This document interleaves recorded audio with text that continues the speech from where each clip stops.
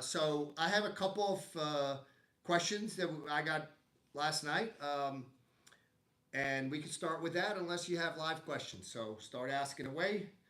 The first one was so when we do hip heist, again, guys, do not do hip heist when the guy's here. This is not a time to hip heist. In the gi, sink your hands in and choke. Okay? In nogi, you can sort of start attacking the arms. Okay? So make sure you set up the hip heist. Start to look like for the choke. The guy postures up, we hip heist. And sometimes people do this. Okay? They don't do it to me. And I'm going to explain to you why. So let's turn this way so they can see better. All right? So again, if you're hip heisting, gi or no gi, it doesn't matter. So no gi, I'm going to start to attack the posture and the arms, or and with the gi, I start to pull down. Right? As he postures up, I'm going to hip heist. So first of all, notice that my left leg stays high on him, which makes it more difficult for him to cover. But even if he does push it down, I slide back. So a lot of people, when they do the hip heist, they try to kind of create the angle, so side to side, left to right. We talked about this last few weeks about playing three-dimensional guard. I'm not quite sure why I'm looking at the at the microphones, but do you guys understand? Okay, so instead of when I feel that he's going to be countering the hip heist moving forward, which basically means he can also take my back. Instead, I slide backwards. So I start to hip heist. That's it. So arm in, no arm guillotine. Slide your hips backwards. That's the key. You do not have that vulnerability. Okay. Second question was regarding shin to shin guard, which is a very interesting topic. So unless we have some questions, we dive into that. Do we have questions, Aaliyah? We just have Enrique who said, yes, we understand, Faxino. Oh, okay. Thank you. This is my check, Enrique. You know what defines an Enrique? He's like a Pokemon. Huh? He's like a Pokemon. There's different evolutions. Great game, great jiu-jitsu, but constantly screws around. So, guys, let's talk about shin to shin. So the question I got asked is, so one of the smaller guys plays the shin to shin guard and tries to go into sort of legs and so forth. And he said that the bigger guys, as soon as he kind of sits up, they just kind of dive their body into him, and now he's sort of fighting them off. So I don't play this game.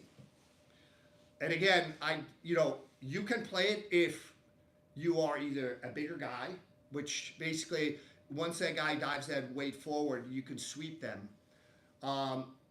or very flexible.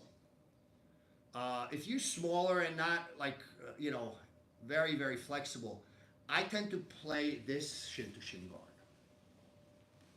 More the distance. This is like, he's not going to dive the weight on you.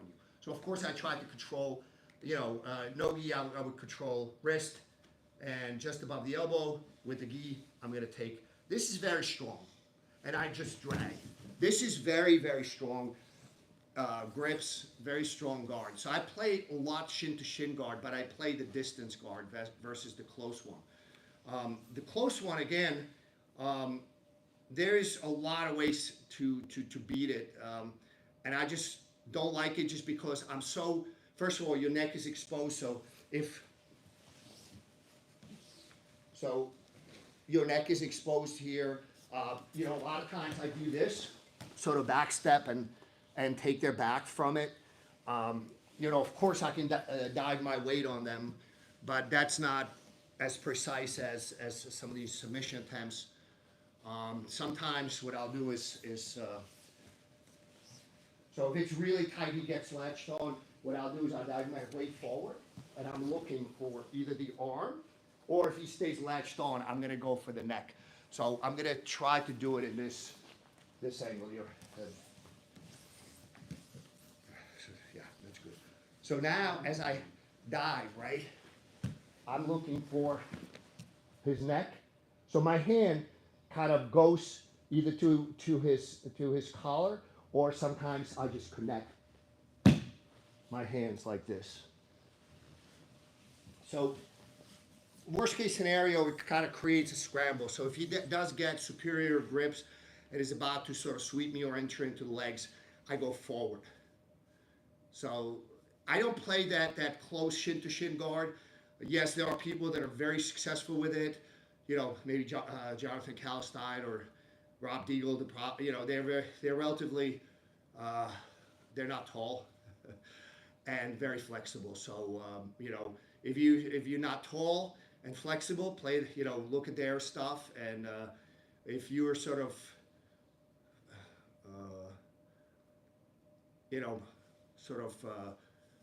not a big guy, I think, play that distance shin to shin guard. I believe it's a defensively as well as offensively a better game for me. We have one. Enrique said he'll take that definition of Enrique as a compliment. We have Yuri Smiga. I don't know. He wrote in chat. Hansa Slushi Tito. I don't know what that means. And then Ensberg has a question. All right. I have been working on my De La Riva, and instead of my partner stuffing the foot on their hip and stepping over, they are lifting my foot up and off the hip. Okay. Yeah, that's a good question. So De La Riva, right? So a lot of times, this is a problem for me already. I don't have enough grips. So when you play De La Riva guard, this is not a good guard because I need to have something on the upper body, right? But, so what he's doing is lifting. Okay, yeah. So instead of shoving it down, he lifts. You need to recover. Okay? So let's look at that again. First of all, the biggest problem that you have is you're not controlling his posture. That is the biggest problem. Okay? So if I'm in De La Riva and I'm controlling his posture, so say I'm here, now lift it. Yeah, it's going to be very difficult. So, and if I'm playing De La Riva with NoGi, you got to sit up. Yeah, this is going to be hard for him to lift. Yeah, that doesn't solve the problem. He cannot lift if I'm controlling his posture. If he lifts and starts, I immediately get rid of the De La Riva hook. Okay? So, again, this should not be happening if he's doing a good job controlling his posture, right? It doesn't matter whether you got this sleeve, the collar, far sleeve, it doesn't matter, right? But it's going to be very difficult for him to shove the leg down or lift it. But if you sort of play it with no upper body posture control, so as he lifts, so don't just let him lift the leg. Yeah, this is a problem.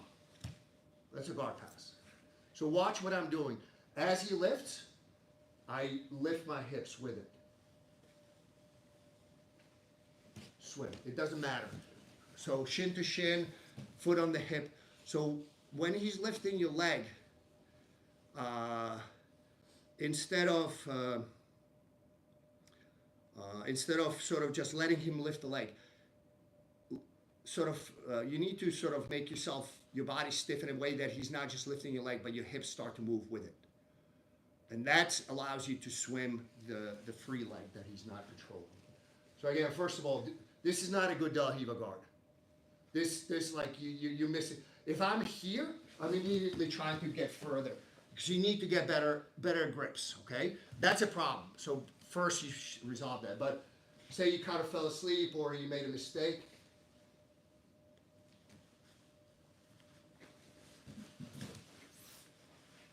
Swim that leg, swim. So lift it, as he's lifting, lift it. Make him lift your whole body rather than just controlling the leg. He had a follow-up question. He said, thank you. Does it make sense to go to K-guard if it is NoGi? Yes, for sure. So let's do it. NoGi.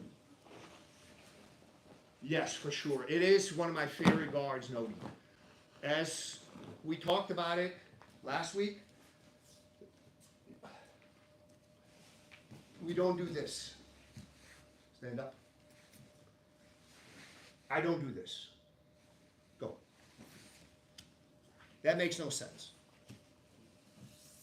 So if I go NoGi, he stands up, I attack the arm, and now I'm going in. That was so fast you missed it probably. You need to set it up. You need to control the posture at the very least where as he's standing up. So if he stands up properly, and you go into K-guard, right? So he stands up properly. Now, as you go into K-guard, he doesn't need to worry about his posture. All he needs to worry about is start to pass your legs, right? Now, imagine you do this. As he's standing up, and you control the posture, as he's doing this, his first thought is to control his posture before he starts to clear your legs. That distinction is huge because that distinction allows you to attack K-guard effectively versus just having your legs stripped and your guard passed and, you know. So that's where, you know, we talked about K-guard. You need to set things up. It's not just K-guard. Everything must be set up. If you just go into moves, guys, this is one of the biggest problems that white and blue belts, or relatively new blue belts, and you know, you have is they just go into a move. They don't set it up. If I try to triangle Honza from here, he's in my guard. He puts his one hand inside. If I try to triangle him from here, who thinks I'm going to succeed? I don't. Let's go. It's like that, even though his arm is already here. So you need to set things up. How about now? Who thinks I can triangle him? I do, because by the time he gets his posture back, it's too late. Guys, if there's one lesson of today, you need to set your moves up. Whatever you're going for, you need to prep your partner. It's sort of like let's say we're boxing, right? And you expect to do this. That happens probably 1 out of 100 fights. Maybe not even that. You hit the guy, he goes down. So if I want to set it up, I'm going to jab, and then, oh shit. See, that's how it's done. So the point is, same thing in Jiu-Jitsu. You don't go into moves. That's why you should wear a mouthpiece. You don't go into moves unless you set them up. Okay? Any attack, set it up. Set it up. Usually from the guard, it's a function of you controlling their posture. You control their posture, that's a good setup. If their posture is up high, almost nothing you will do will work. That's when hip heist comes in, where you get them to go backwards, forwards, left, and right. That's when things open up for you to set them up. And we're out of time, guys. I will see you next week for episode 17.